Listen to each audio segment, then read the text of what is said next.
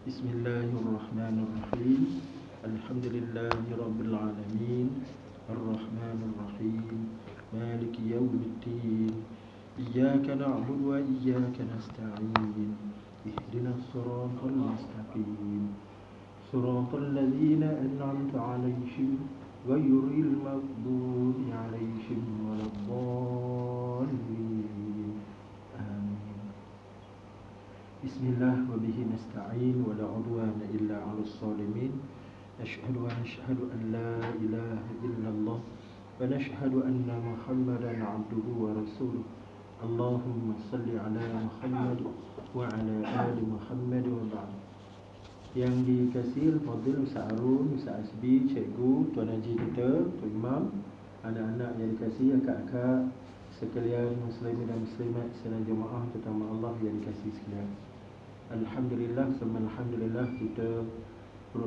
kita unjurkan lagi syukur buat kesekian kalinya pada pagi hari ini kita masih lagi berjumpa pada majlis yang dianjurkan pada urusan ilmu dan juga urusan ibadah agama kita.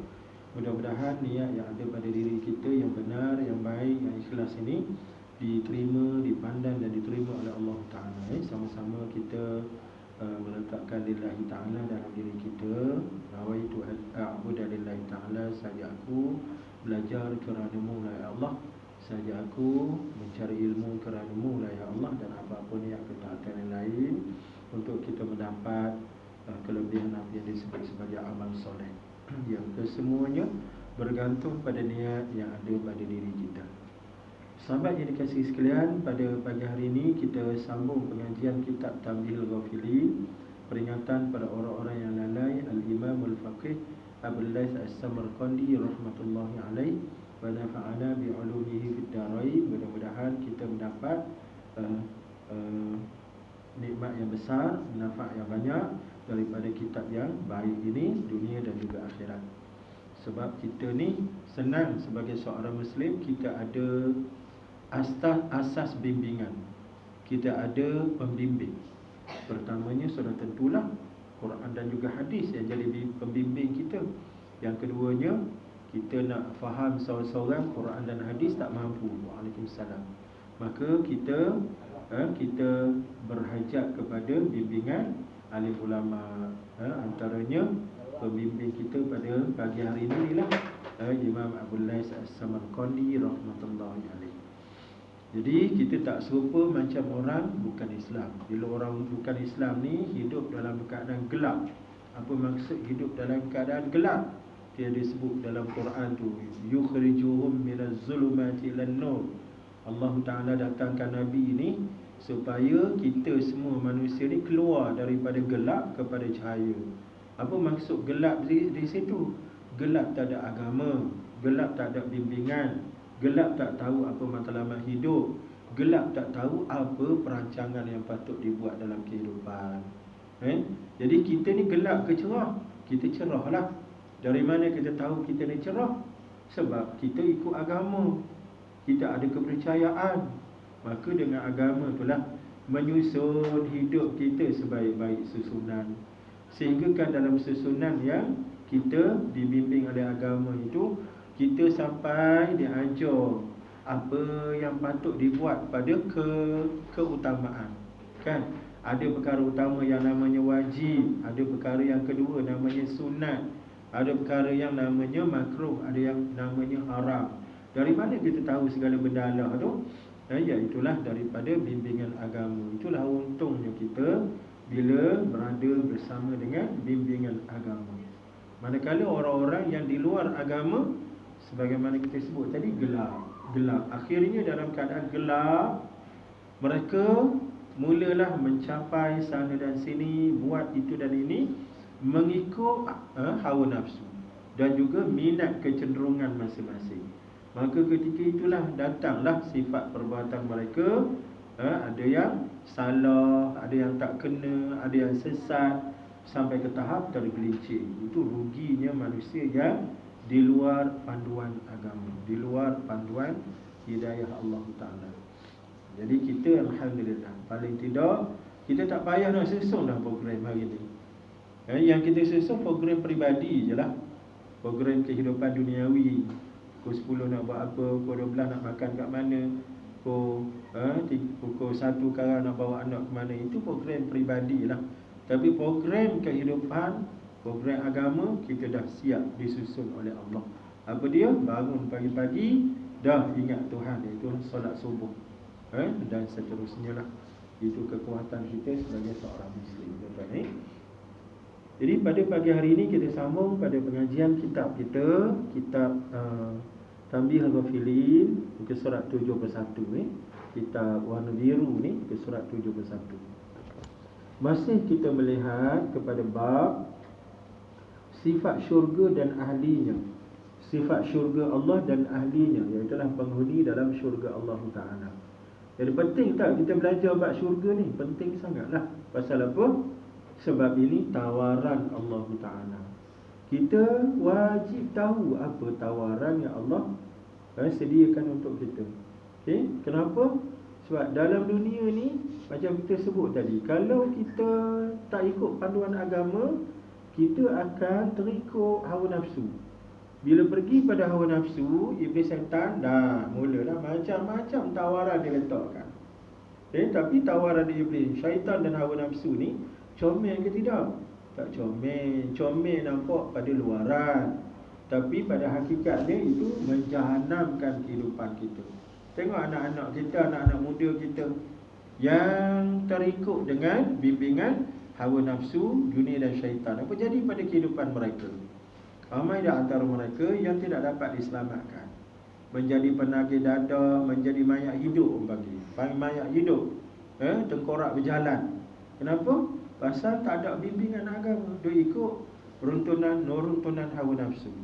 Maka orang ni bila dia ikut runtunan nafsu tadi, kenapa mereka ikut? Dia kerana mereka tak nampak tawaran Tuhan, tawaran Allah. Yang mereka nampak ialah perhiasan dunia, tawaran-tawaran iblis syaitan. Itu yang disebut oleh iblis dalam pidato yang Allah Ta'ala hantar kepada kita untuk kita kaji dan baca. Baca dan kaji. Dalam surah Ibrahim tak silap Innallaha wa'adakum wa'adal haqqi wa wa'adtukum fa akhlaftukum. Bahawa Allah Ta'ala telah pun meletakkan janji-janjinya kepada kamu semua, wahai manusia. Dan janji Allah ni benar. Manakala aku juga meletakkan janji aku, tapi janji aku ni salah. Aku sendiri menyalahi janji. Fa akhlaftukum. Aku menyalahi janji aku pada kamu semua. Jadi pidato iblis di hadapan manusia sesudah urusan akhirat selesai. Dah tahu siapa ahli syurga, siapa ahli neraka. Waktu itu yang menyesal habislah. Menyesal habis. Pasal apa? Pasal nampak terang-terang diperbodoh, dipermainkan oleh iblis syaitan. Diperbodoh, dipermainkan oleh iblis syaitan. Benda ni yang kita kena baca dan kena analisa, buat kajian, supaya kita yang masih ada kehidupan jangan sampai mengikut jejak langkah manusia yang sesat. Itu salah satu daripada usaha dan ikhtiar kita menyelamatkan kehidupan dunia dan akhirat, ialah kita belajar apa yang disebut sebagai sifat syurga Allah dan juga gambaran pada penghuni dalam syurga Allah Ta'ala. Dari Al-A'mash, muka surat 71 dari Abu Saleh, dari Abu Hurairah radhiyallahu anhu berkata, Nabi sallallahu alaihi wasallam bersabda, awwalu zumratin tadkhulul jannata min ummati. Ada satu lagi ni saya tak tahu. Tak ingat dah.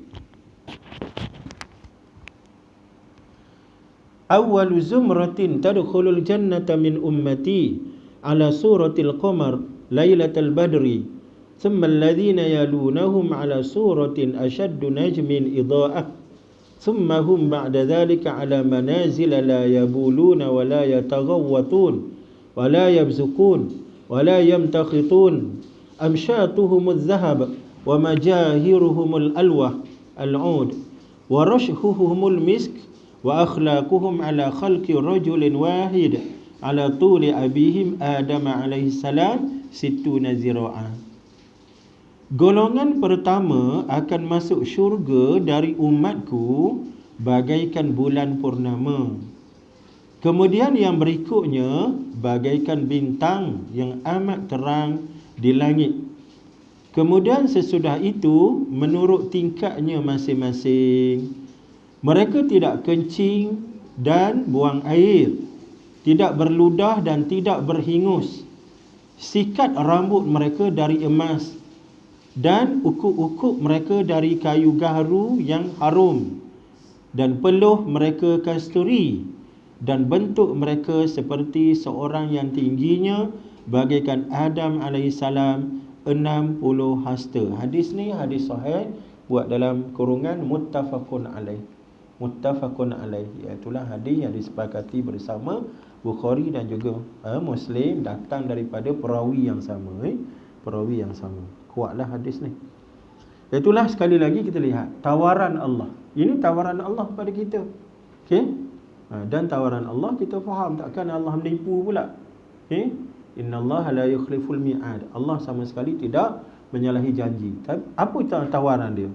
Bagaimana Allah menawarkan kehidupan dalam syurga? Mula-mula diceritakan dalam hadis ni bagaimana sifat ahli syurga ketika mereka diarak dengan penuh sambutan dan juga kebesaran menuju ke syurga. Kan semalam kan hari perarakan, hari penambaan calon. Siapa hak jadi calon semalam? Wah, dia sudah menang pada peringkat pertama. Menang apa? Menang jadi calon. Cuba tengok, masing-masing calon seronok pasal apa? Ada pengikut. Cuma hak ramai pengikut, goh lah. Hak tak ada pengikut, tak berapalah nak gohnya. Tapi hak ramai pengikut tu, dengan macam-macam sambutan, dengan macam-macam kebesaran. Itulah gambaran ahli syurga besok, diarak masuk ke dalam syurga Allah Ta'ala. Bagaikan calon-calon. Cuma calon ni belum tentu lagi menang kan. Siapa menang, siapa kalah kan. Cuma kali pertama, peringkat awal, mereka sudah merasai keseronokan kerana mereka ada peneman dan juga ada kebesaran-kebesaran yang meraihkan mereka. Itu satu kegembiraan dalam kehidupan. Maka dalam syurga, begitulah penghuni syurga pada peringkat awal disebut di sini ala suratil qamari lailatul badr. Keadaan mereka ni macam bulan purnama pada malam mengambang penuh. Mengambang penuh bila? 15 hari bulan.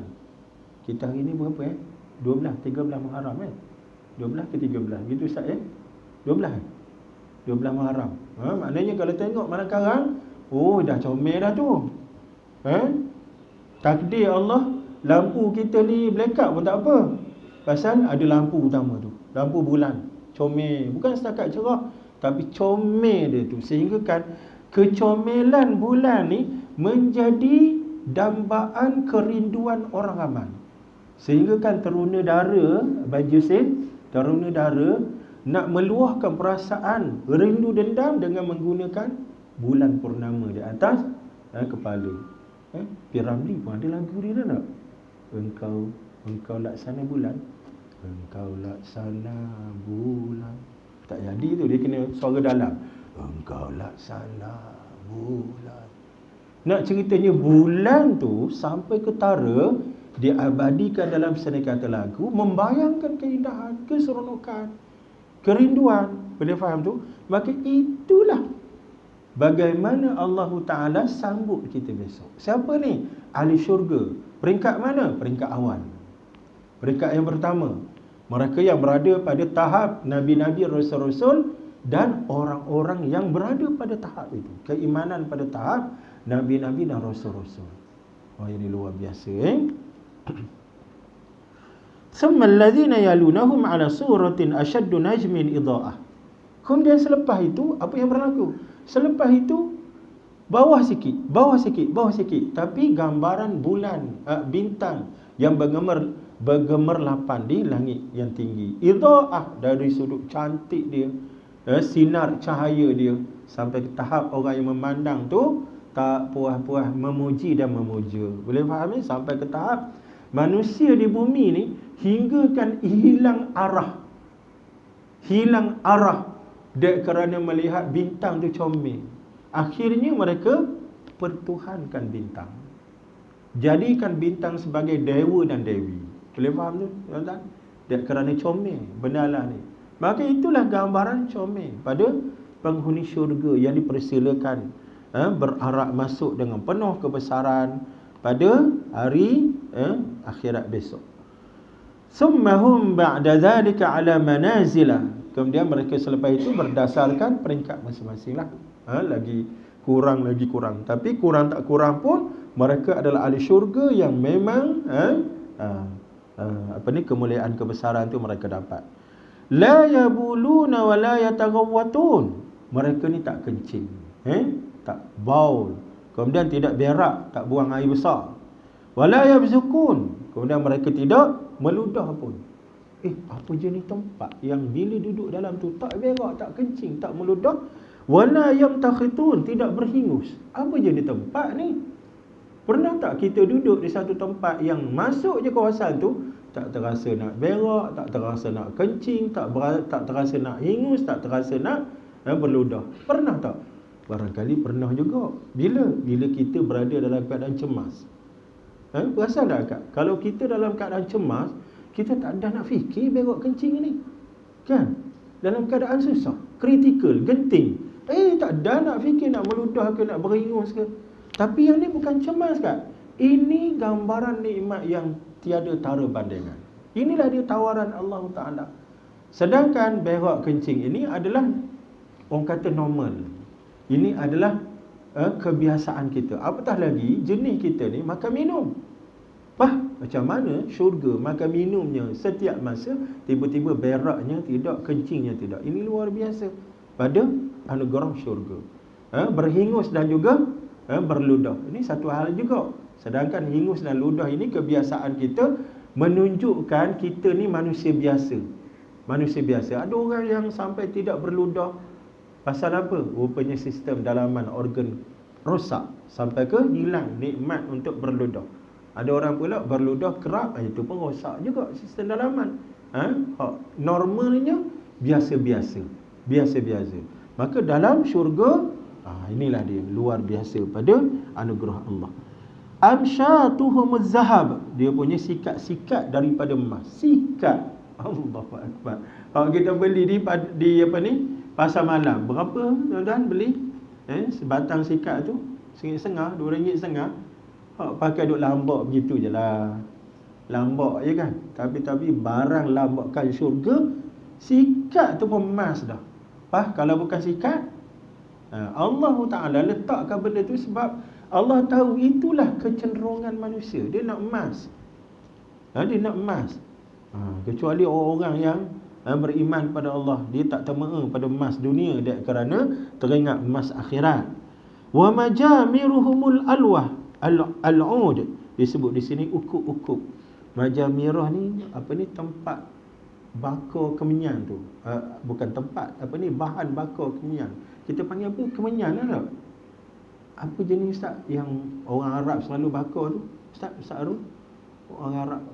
Ya? Apa? Bukhul. Saya kali pertama saya tengok di masjid Asam Jawa. Apa benda pula? Waktu saya jakun dulu dah, cerita 10-15 tahun lepas, mula-mula masuk ke masjid tu, tengok ada benda berasap depan sebelah Pak Imam. Nampak dari jauh macam lampu Aladin. Apa benda pula dia bakar kan? Tapi sedap juga bau. Rupanya itulah dia bukhul. Majamiruhumul alwah. Dalam syurga, bukhul tu dihidupkan, dibakar, menyorbak bau sewangi kemenyan. Tapi kemenyan syurga. Kemenyan syurga yang sudah tentu tidak serupa dengan kita di sini. Disebut di sini kayu gaharu yang harum. Kemenyan daripada kayu gaharu yang harum. Warashhuhumul misk. Tu dia. Manakala peluh pula adalah wangian kasturi. Kalau orang berpeluh, kita susah hati tak? Tak susah hatilah Makcik pasal peluhnya adalah wangi kasturi. Kita hari ni kalau berpeluh, kita seriau, lari jauh-jauh. Pasal apa? Tak berapa nak wangi lah. Hampir hamis. Tak payahlah kita sebut siapa-siapa kan? Kan? Tapi ada di antara kita ni, kalau duduk sebelah dia, kita jadi payah, jadi nak tutup hidung. Sebab tu antara adab kita datang ke tempat jamaah, tempat berkumpul, jaga bau kita. Okey, mesti tatayyub, mesti berwangi-wangian. Itu adab. Antaranya bila Mak Haji kita duduk ramai-ramai ni, bila datang kuliah ada, bila je solat jenazah pula. Apa solat jemaah? Jenazah samalah. Solat berjemaah. Maka di antara adab turun berjemaah, jaga wangi-wangian kita, supaya orang hak sebelah tu tidak hilang dia punya selera solat tadi kerana bau hak tak comel. Itu nak cerita sampai begitu sekali penting bau-bauan ni kita pelihara, kita jaga. Saya mula-mula dulu kan, waktu budak-budak, waktu isteri tak ada, orang kata isteri ni mesin serbaguna, orang kata betul ke tak? Marah isteri kat belakang. Mesin serbaguna. Salah satu daripada serbaguna dia basuh kain baju. Nakal juga kita ni kan. Jadi waktu bujang dulu tak ada mesin serbaguna, turun ke masjid, duduk dalam jemaah, ya Rabbi, kita tak perasan bawa pakaian hak kata seminggu dah tak basuh. Duduk seorang masa tu, tengah-tengah duduk sambung belajar. Tengah duduk dalam jemaah tu baru perasan, bau aku ni lain macam ni. Lepas tu lah dapat pengajaran yang penting lah. Lepas tu ingat lagi satu tragedi di Ceras. Surah apa? Al-Mustaqimah Ustaz. Di Ceras. Bandar Tasik Permaisuri tu. Teringat sangat. Kita turun berjemaah dalam keadaan tak cakna kepada kebersihan kain baju kita. Bau.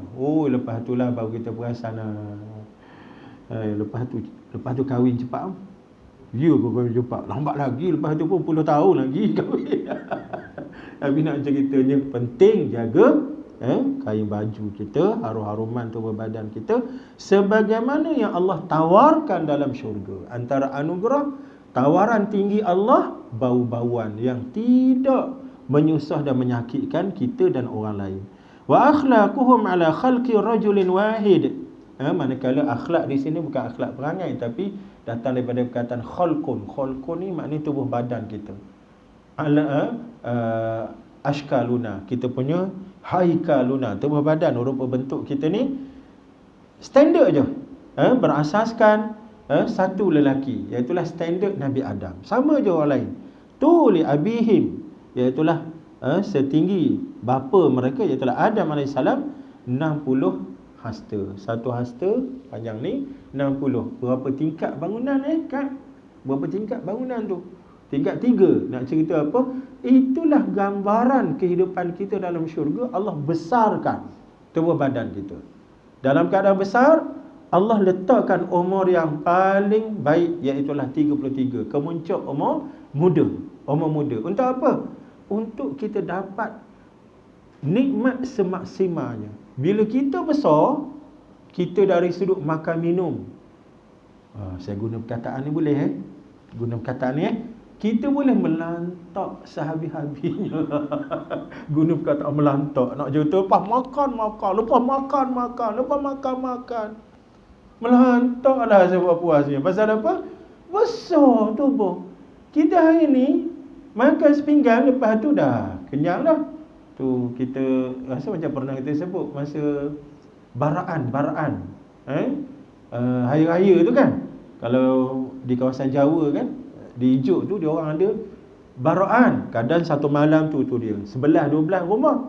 Tapi rumah belakang-belakang tu tuan rumah buat acuh tak acuh je. Pasal apa? Dia orang dah tahu dah, orang tak makan dah. Buat air je, air kosong je. Tapi rumah depan, rumah kedua tu standby lah. Pasal apa? Pasal waktu tu perut orang tu masih lagi kosong. Orang makan. Saya guna perkataan tadi, orang melantak aja. Tapi bila pergi rumah 3 ke 4 dah orang dah senawa macam ular sawa kenyang. Itu kehidupan dunia. Dia punya isi perut kecil. Kalaupun besar, kita nak makan banyak pun berkira. Kecil manis, darah tinggi, jantung, kan? Kolesterol tinggi. Tapi ini akhirat. Dahlah sebesar 60 hasta. Kemudian pada tahap usia 33 tahun, pada tenaga kuat 100 orang. Ya Allah, maka betul-betul lah ini adalah syurga. Boleh faham Ini adalah syurga. This is the heaven.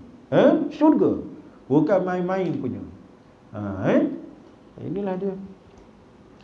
Hadis sahih muttafaqun alaih. Ibnu Abbas radhiyallahu anhu berkata, Rasulullah sallallahu alaihi wasallam bersabda, sesungguhnya ahli syurga itu muda semua. Muda semua. Polos. Polos ni kita kata apa? Licin lah, licin, smooth. Atau bahasa akak apa kan? Flawless. Flawless. Buat maksud flawless? Oh no. Jerawat pun tak ada. Comelnya kulit dia. Tengok. Maknanya apa cikgu? Kulit. Dia pergi kepada kulit. Pasal apa? Dunia ni salah satu kegilaan manusia, dia nak kulit comel. Sampai ke hak jenis obses pada benda Allah tu, gairah sangat pada benda tu, sanggup buat pembedahan plastik. Satu pembelahan plastik sampai belah-belah ribu, puluh-puluh ribu. Orang kata buat di China murah sikit, kan? Sampai sanggup pergi ke sana. Diorang tanamkan kolagen. Tahu kolagen cikgu? Macam pernah buat aja kolagen lah, kolagen untuk mencomelkan kulit. Mencomelkan kulit. Itu salah satu daripada daya tarikan kecantikan dunia. Rupanya Allah tak abaikan benda tu. Allah sediakan dalam syurga apa yang ditemui oleh manusia, kulit-kulit comel belaka, flawless belaka. Tak payah pakai kolagen, tak payah pembedahan plastik. Halus.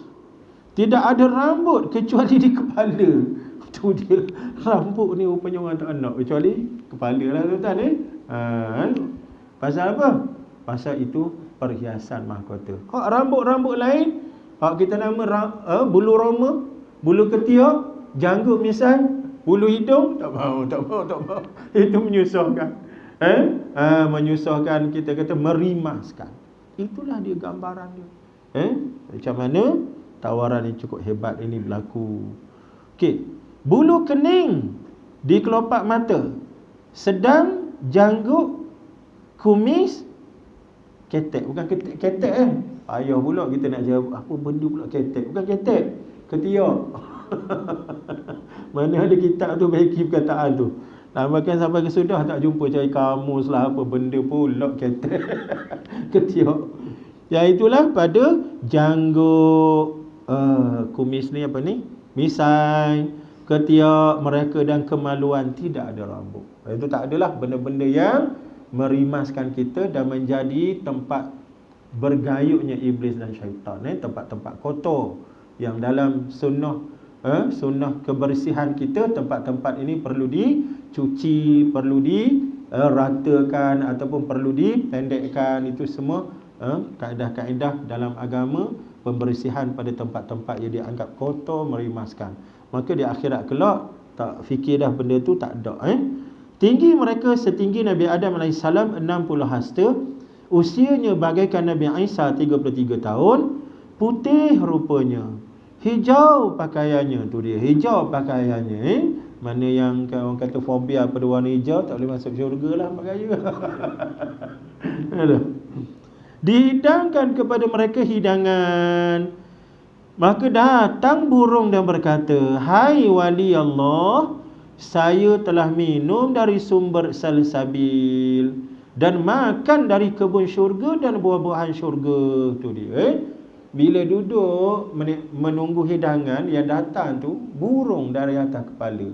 Dia hinggap di atas dahan pokok tuba. Kita belajar sebelum ni, pokok yang begitu besar dalam syurga, yang tumbuh pokok itu, dahan dan naungan lembayung dia tu menjadi kanopi kepada setiap mahligai kita. Mahligai rumah-rumah kita tu dinaungi oleh bayangan teduhan pokok tuba. Maka pokok itulah menjadi tempat kicauan burung syurga, tempat bertenggeknya burung syurga.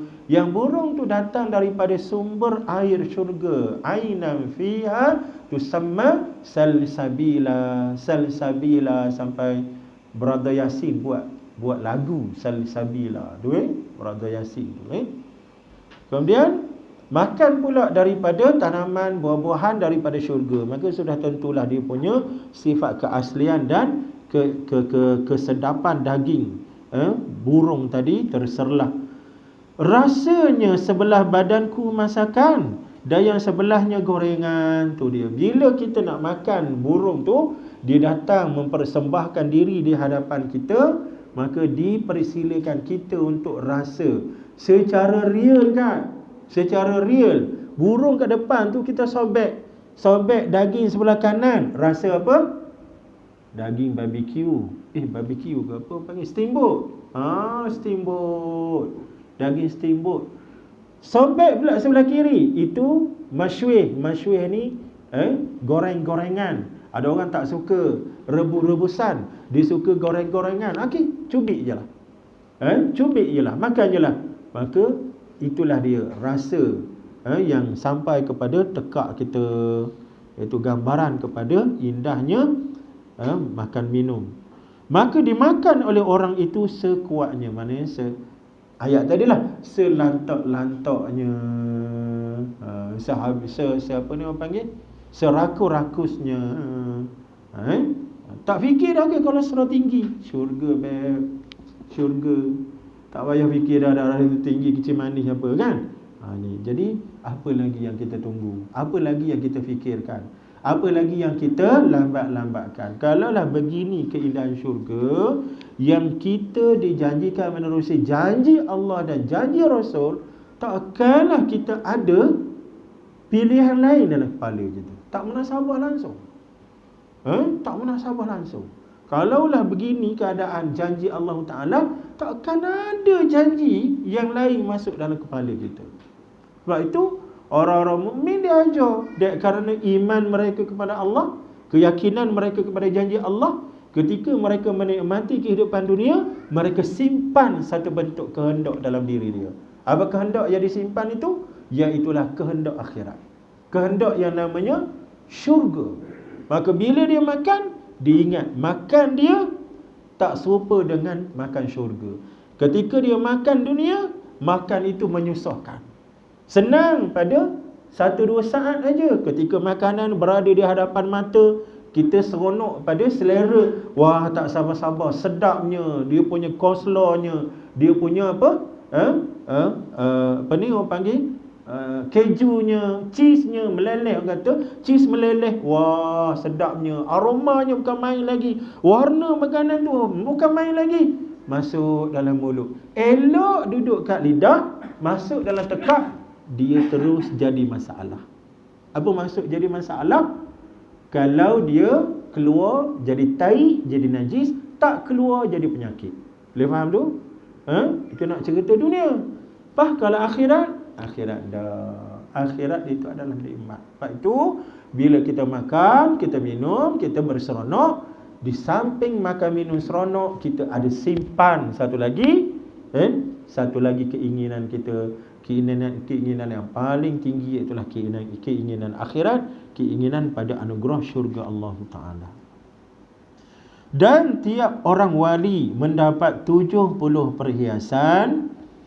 Setiap perhiasan berbeza warna dengan yang lain. Sedang di jari-jarinya ada 10 cincin terukir padanya. Tu dia kat bawah tu kan, ukiran dia terukir padanya. Okey, tengok ukiran ataupun perkataan yang pertama pada cincin pertama, Salamun alaikum bima sabartum. Selamat sejahteralah kamu kerana kesabaranmu. Kerana kesabaranmu.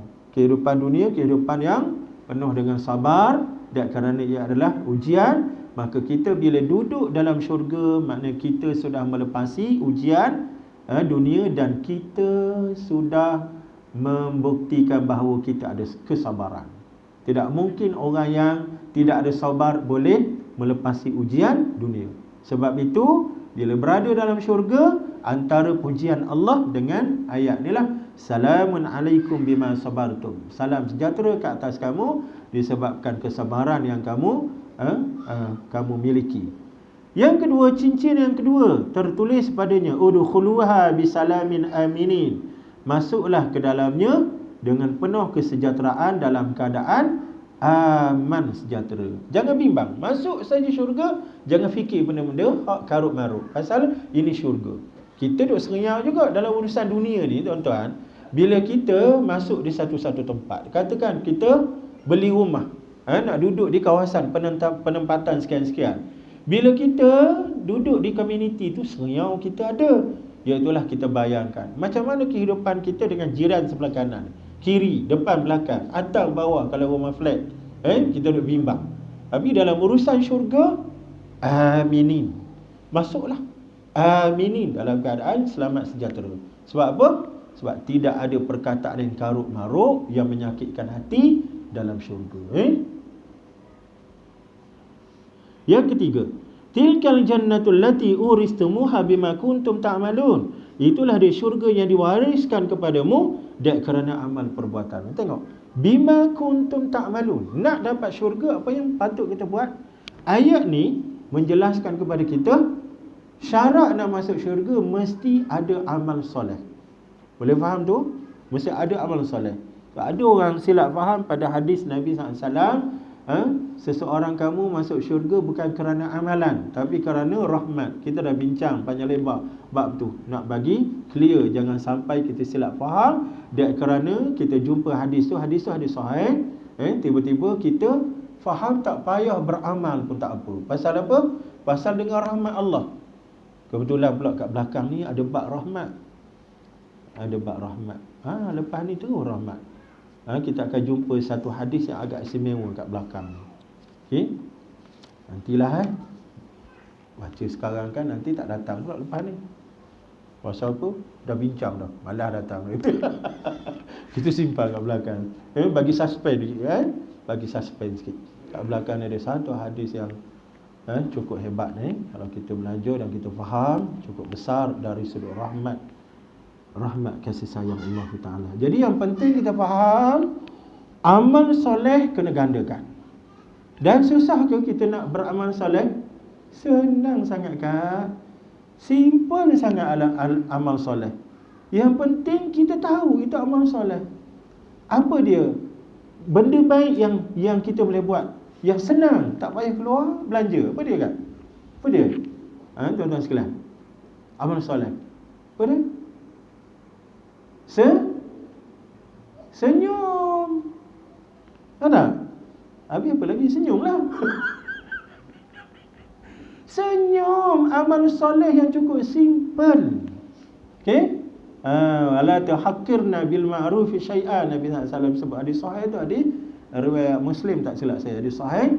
Wala, kamu jangan anggap remeh sebarang nilai baik. Sebarang nilai baik, walaupun dengan kamu melebarkan muka kamu pada kawan kamu. Walau antalqa akhaka biwajhin taliq. Walaupun sekadar kamu melebarkan muka pada kawan kamu, maknanya sekadar senyum. Senyum pun amal soleh dah. Apa yang payah sangatnya dengan amal soleh? Boleh faham tu kan? Nak ceritanya mudah nak beramal soleh, tapi kalau tak ada ilmu, tak ada apa kan? Bertembung hari-hari dengan kawan sebelah rumah, jiran sebelah rumah, dengan ahli keluarga, salamnya tidak, muka mencuka, kedekutnya mulut nak mengucapkan hai, assalamualaikum, hai, kedekutnya. Apatah lagi nak lebarkan muka bagi senyum. Padahal itulah dia amal soleh hak mudah dibuat. Boleh faham kita sebut ni sebab ini berlaku dalam masyarakat kita. Okey, masalah adab. Hingga kan hari ni anak-anak kita yang masuk universiti, di universiti ni diperkenalkan balik subjek adab. Subjek adab. Kita dulu sekolah rendah dulu kita belajar mata pelajaran apa? Adab ni apa? Bukan akhlak sebelum tu. Civic. Apa orang panggil? Civic. Apa cikgu? Subjek ni civic lah, civic. Apa nama dia? Tata rakyat. Tata rakyat, subjek tata rakyat. Sekolah rendah lagi kita belajar. Sekolah rendah lagi. Hari ni anak-anak kita hak universiti, umur 19, 20, 25 belajar balik bab civic, bab tata rakyat. Pasal apa? Tak ada. Benda tu tak ada pada dia orang. Bertembung sampai belaga kepala bau, orang kata. Orang kata belaga kepala bau. Tak ada. Dia pandang kita macam pandang penyamun. "You siapa?" dia tanya. "Hang siapa?" dia tanya. Sampai macam tu sekali lah. Adab anak-anak kita hari ni. Boleh faham tu? Maka hari ni bagus jugalah. Ini inisiatif yang dibuat oleh kerajaan lah. Siapa-siapa pun naik jadi kerajaan, teruskan kerja baik ni. Antaranya diperkenalkan subjek penghayatan etika dan peradaban. Anak-anak ni wajib belajar subjek ni. Wajib belajar dan wajib lulus. Okey? Tu dia. Tak ada adab sangat, kena belajar adab. Allahu akbar. Okey, yang keempat. Rufi'at ankumul ahzan wal humam. Dihindarkan dari kamu semua rasa susah dan juga duka cita. Ahzan dengan humam, al-hammah. Sebahagiannya mentafsirkan hazan yang huzrun ni adalah rasa susah bila teringat benda lepas. Susah. Teringatlah semalam ada buat salah apalah lah, tak boleh tidur dah malam tadi. Itu al-huznu. Kemudian hummah ataupun ghammun pula, ni rasa susah hati bila teringat esok macam mana ni nak kena jumpa pula dengan Mak Haji ni. Macam manalah dengan cerita bengkeng, dengan cerita cengil. Susah hati juga. Kan hidup kita ni, kalau kita tak ada dia punya ilmu pengurusan agama yang baik, penuh dengan susah hati. Penuh susah hati. Susah hati dengan perkara yang dah berlaku, ataupun susah hati dengan perkara yang akan berlaku. Besok cukup ke tidak rezeki untuk anak beranak, macam mana lah besok nak bergerak, macam-macam lah, macam mana nak hidup besok kan. Itu ghammah. Jadi benda-benda macam ni dalam syurga tak ada. Tak ada.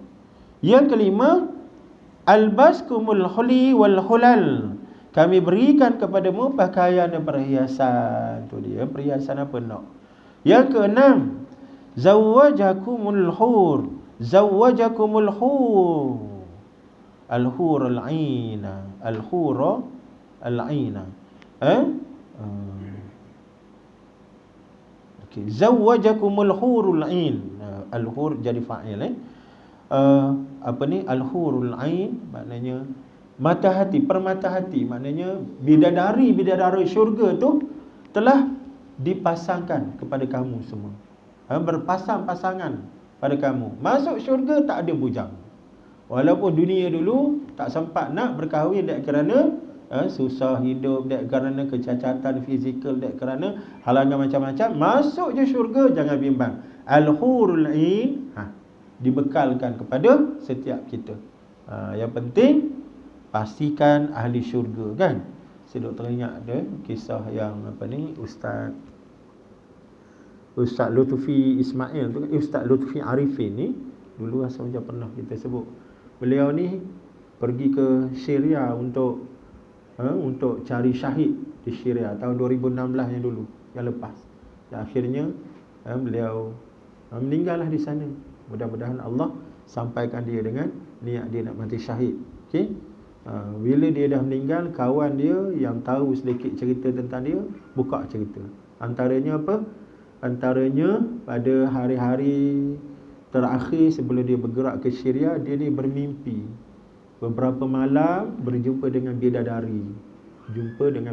Hinggalah malam yang ketiga tu, bila dia nak pergi dekat bidadari itu beritahu kat dia, kalau nak jumpa aku, jumpa di Syria, dia kata. Nak jumpa aku, jumpa di Syria.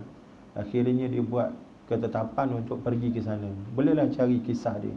Almarhum Asyahid dengan izin Allah, Ustaz Lutfi Arifin.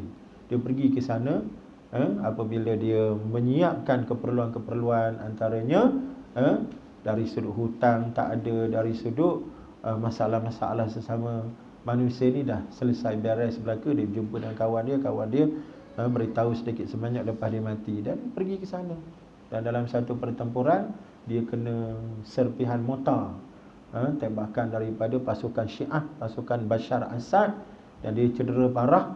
Dia bawa pergi ke sempadan antara Turki untuk dapat rawatan. Tengah urusan itulah dia meninggal. Waktu dia keluar daripada rumah dia tak silap saya Kuala Ketil, Kedah. Waktu dia keluar, dia meninggalkan anak dia 6 orang. Itu yang saya Allahu Akbar. Anak 6 orang, yang sulung baru umur 18 tahun, yang bonsu baru umur tak silap ingatan saya 3 bulan. Ya Rabbi. Bayangkanlah itu nak cerita orang yang sampai ke sanggup untuk syahid. Bila dia buat keputusan, cuba tengok, keputusan cukup luar biasa. Anak yang sulung umur 18, okey, yang bonsu lebih kurang dalam 3 bulan. Saya nak keluar mesyuarat malam, anak saya seorang masa tu. Kalau ada anak kat depan pintu, saya tak jadi nak keluar. Telefon kawan, Ji bawa lah mesyuarat malam ni. Pasal apa? Tak boleh tengok anak kat depan tu. Jadi ya Allah, orang kata kita ni family oriented. Yang ni tuan-tuan, dia turun tak kembali, pergi tak kembali dalam keadaan anak dia masih berhajat kepada dia. Itu kekuatan diri orang yang nak mati syahid. Antaranya apa sebab? Faham saya bila kita lihat latar belakang dia. Dia ni ada master Usuluddin, okay, master in Islamic Theology daripada Pakistan. Kalau tengok dalam YouTube, dia buat usrah dengan foreigner, orang-orang luar, usrah bahasa Arab. Dia balik ke Malaysia pun, dia masuk ke masjid-masjid utama, termasuk Masjid Negeri Shah Alam, mengajar di situ. Dia punya perbincangan kuliahnya adalah hadis akhir zaman. Memang hadis akhir zaman ni hadis jihad je lah, banyak cerita jihad je lah. Jadi yang kita faham kenapa dia buat putusan tu, yang pertama, atas dasar iman dia tak boleh nak terima macam mana kita kat sini makan sedap, tiba-tiba ada saudara sedang meraung menangis kat sana, memanggil wa Islamah, wahai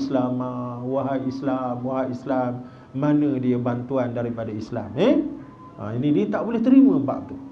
Yang kedua, sudah tentu kita faham kenapa dia sanggup buat keputusan yang logik akan kita kata luar biasa. Hingga kan Barat hantar satu kumpulan media untuk buat kajian tentang kehidupan dia, buat dokumentari, satu filem pendek tentang kehidupan dia, buat kajian. Dan dia dapati dia juga ada anak-anak pondok, anak-anak tahfiz, lebih 40 orang. Bukan jenis orang yang jobless, orang yang tak ada kerja, bukan jenis orang yang duk main dengan alung, jadi buruan alung. Rupanya orang ni orang yang berstamina hebat, orang yang berprestasi tinggi, orang yang dikehendaki oleh masyarakat. Orang nakkan ilmu dia, akhlak dia. Tiba-tiba dia buat putusan begitu. Jadi faham kita, antaranya ialah yang pertama tadi isu iman tadilah. Yang kedua, tawaran yang sampai pada dia. Apa dia tawaran tu? Tawaran syurga. Sebagaimana kawan dia sebut lepas dia meninggal, kawan dia sebut tentang cerita dia berjumpa dengan bidadari dan dia berkehendakkan tawaran itu. Maka hari ini kita belajarlah tawaran tu lagi, tawaran syurga Allah Ta'ala. Boleh cuma ada bayangan syahid ke tidak kita ni? Menung dulu nak turun sini pun menung kat rumah. Kalau aku turun ni sejam lebih ni. Dah. Allahu Akbar. Itu padahal turun nak kembali balik, bukan pergi tak kembali tu. Siap tinggal pamitan pada keluarga. Anak Min, Daddy pergi dulu Daddy turun pukul 8, pukul 10:30 Daddy balik semula. Itu bukan main lagi, tinggal pesan ada masa nak balik. Itu pun dah menung 3-4 kali tak? Yang ni pergi tak kembali. Ini luar biasa.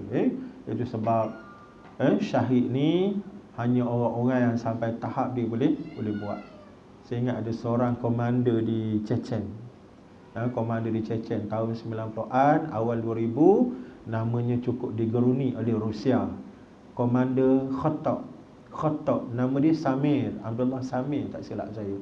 Satu warga negara Arab Saudi, tak ada kena-mengena langsung dengan Chechen. Tapi dia kerana iman dan kesedaran tinggi dalam diri dia, dia tak boleh nak tengok macam mana musuh-musuh agama ni, tentera beruang merah ni menzalimi umat Islam di Chechen.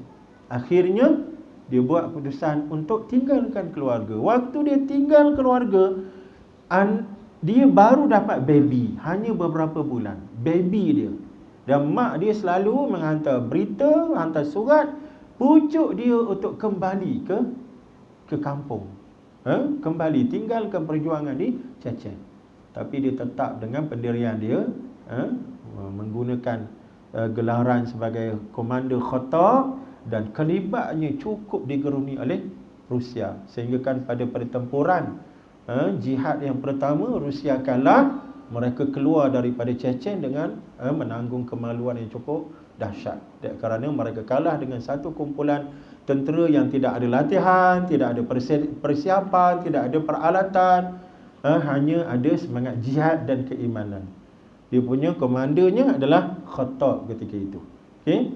Dan akhirnya tangan dia ni kudung, tangan kiri tak silap ke tangan kanan? Kanan kudung, kena tembakan mortar. Tapi dia masih tetap menjadi komander di medan perjuangan. Akhirnya dia mati. Apa sebab kematiannya? Sebab kematian kerana pengkhianatan munafik. Sebab tu dalam kehidupan kita, agama ajar pada kita kita ni sentiasa dikelilingi oleh munafik-munafik. Manusia yang iman berpura-pura, yang hipokrit.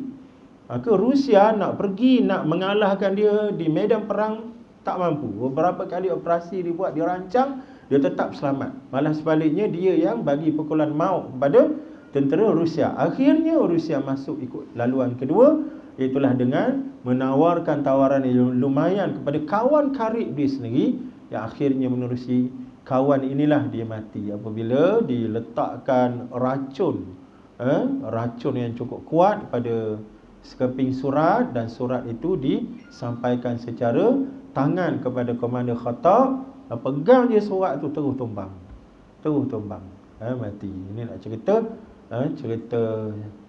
luas sikit lah, cerita jihad.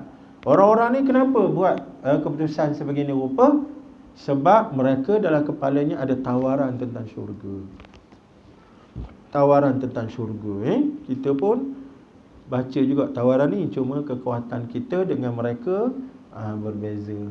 Tapi walaupun begitu, kita ada juga kehidupan kita dan gelanggang kehidupan kita, walaupun kita tidak terlibat dengan direct sebagaimana mereka buat, tapi kita ada juga. Yang penting buat kerja dalam agama. Boleh faham tuan-tuan?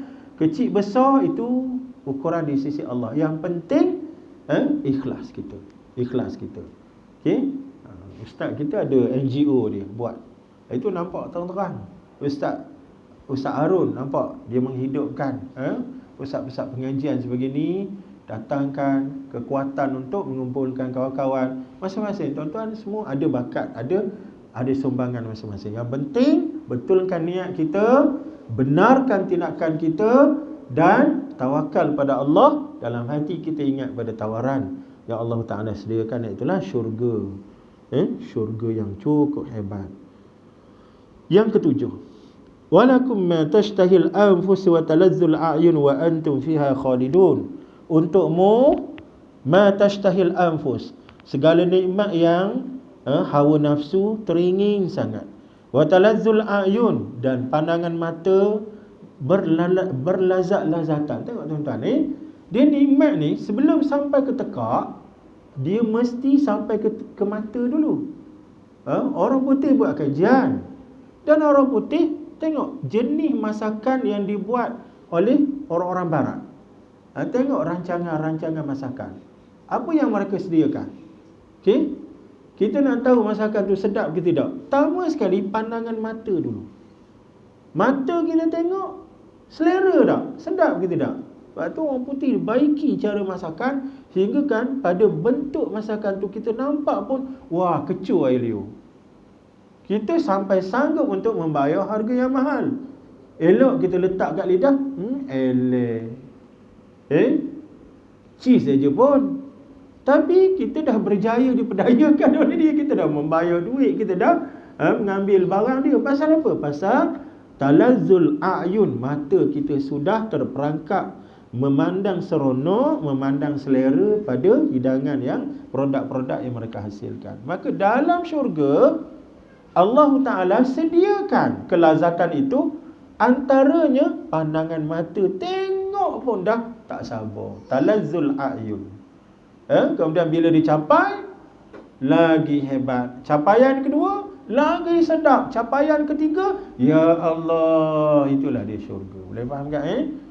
Kat sini sedap pada mata, tapi bila letak kat mulut masing-masing jawab. Ada yang kata sedap, ada yang kata itu cerita dunia lah. Wa antum fiha khalidun. Pada masa yang sama kamu dalam tu, jangan bimbang. Kamu tak ada masa nak tinggal dalam tu. Ada had masa ke? Tak. Selamanya bertemankan dengan kelazatan tu. Allahu akbar, tak sabar kan? Itulah dia syurga. Yang ke-9, cincin yang ke-9 pada matanya, rafaqtumun nabiyyina was-siddiqin.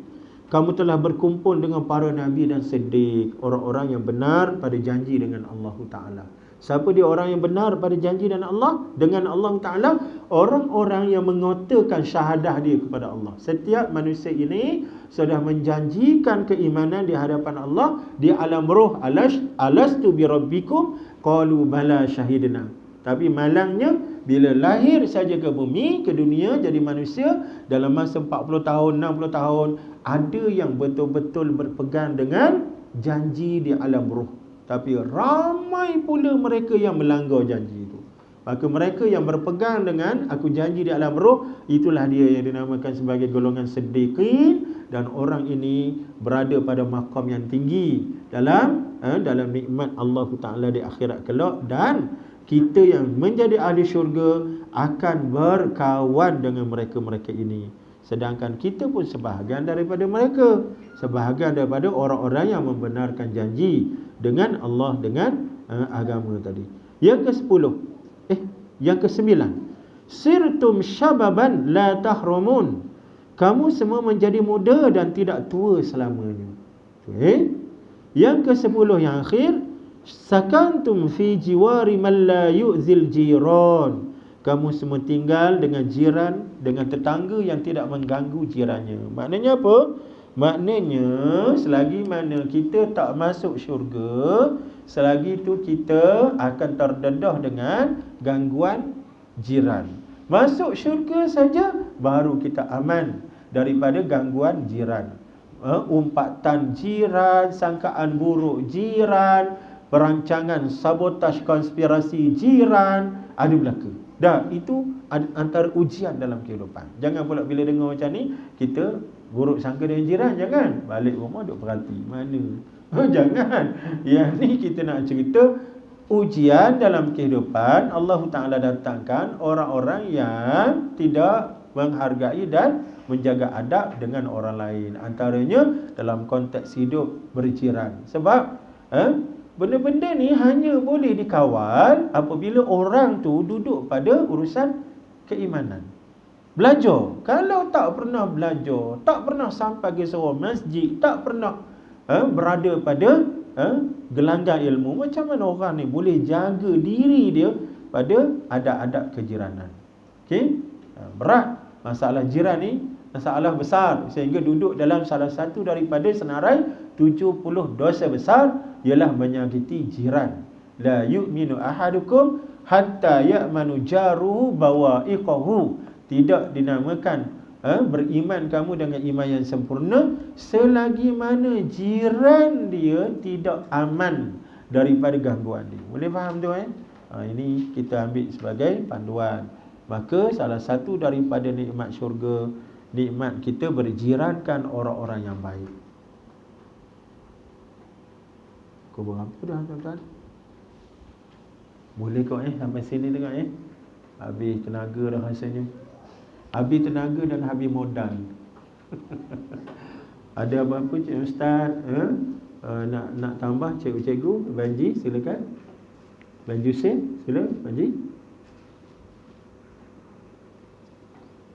Tambah Banji, soalan tak payah. Ustaz silakan nak tambah apa-apa Banji? Ustaz silakan. Dekat.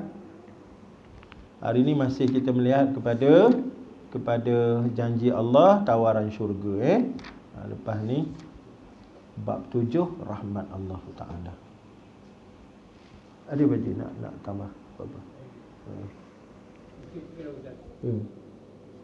Rupanya kita di dalam syurga ni putih-putih Ustaz.